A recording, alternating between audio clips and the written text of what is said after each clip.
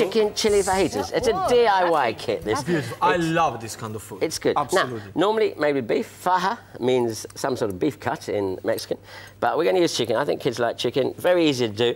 Nice chicken breast there, which I'm going to slice thinly. I've got a marinade for that, which involves some chili oil, some demerara sugar, some paprika, and some chili powder, and some zest of lime and some juice of lime. So the first thing to do, obviously... Quite spicy then. Oh, yes. Yes. We like a little bit of spice, but if you can cut back, obviously, on the chili oil, you can cut back on the cayenne pepper if you want, but you can't cut back on everything because we want some flavour.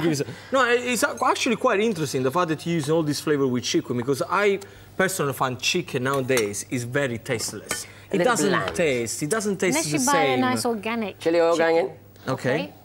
You can get that in most supermarkets now. Obviously, demerara sugar or golden cast sugar, whichever you want to use. Very good. We've got some paprika, just a little bit like that. How long do you have to marinate the chicken? I would say, ideally, minimum an hour, maximum overnight. But if it's overnight, you're going to be talking about seriously hot food. OK? The zest of organic lime, if you can get it.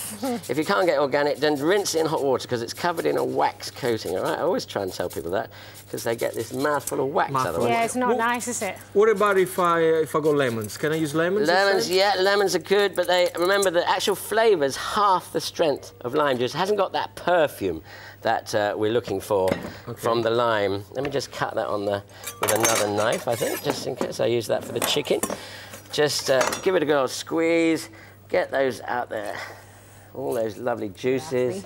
Excellent. And then it's really a case of mixing it all together and popping the chicken in. Very simple. Okay, I'm wondering if you can do this one with fish. Fish, you wouldn't marinate it very long at all. You might just literally brush it on before you grill it. The lime juice will cook the fish. Or prawns would be nice. Prawns would be good, but again, not too long. Beef, pork overnight. I wouldn't do lamb. Lamb's got a very distinct flavour. Yeah. OK, that's that. And then we normally would let that marinate for a minimum of an hour. And then you just, if you're good at knitting... OK. You're good at knitting, No, that's my secret. You shouldn't say that to everybody.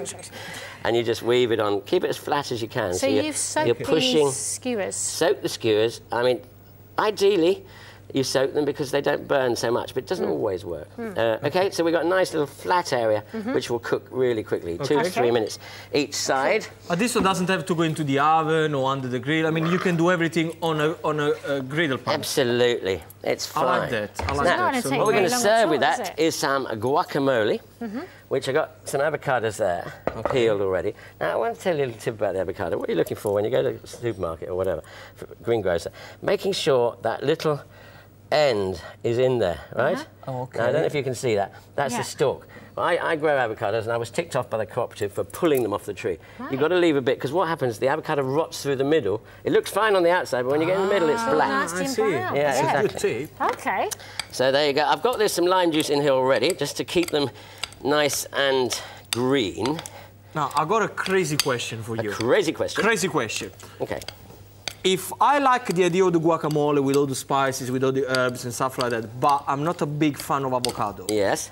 Well, I mean, how can you replace the avocado? Very simple.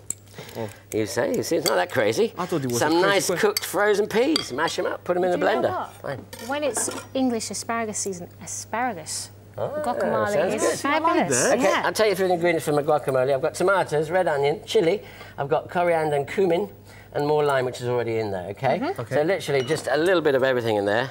And I like the spices. A lot of people don't put those spices in there, but I think about half a teaspoon of the cumin and the coriander. Tomato, you just took the seeds off and dice them. I leave the skin on. So it's too much aggravation. So this is nice that you're leaving the avocado nice and chunky, rather than blitzing it. Rustico. I hate those smooth. Can you do me a bit of coriander for that? Yes. That smooth... Those smooth operators. Guacamole. I actually agree with you. You know, when it's too smooth and it's too mushy, it's not the same. It doesn't taste the same. Bang them in.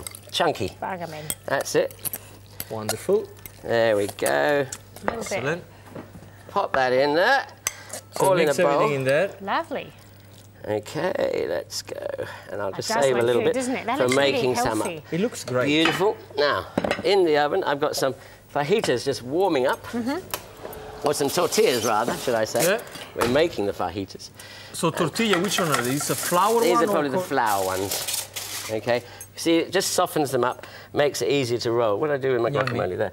I'm just going to spread a bit of guac on the bottom. Get your guests to do this. It's much nicer if it's like a DIY kit.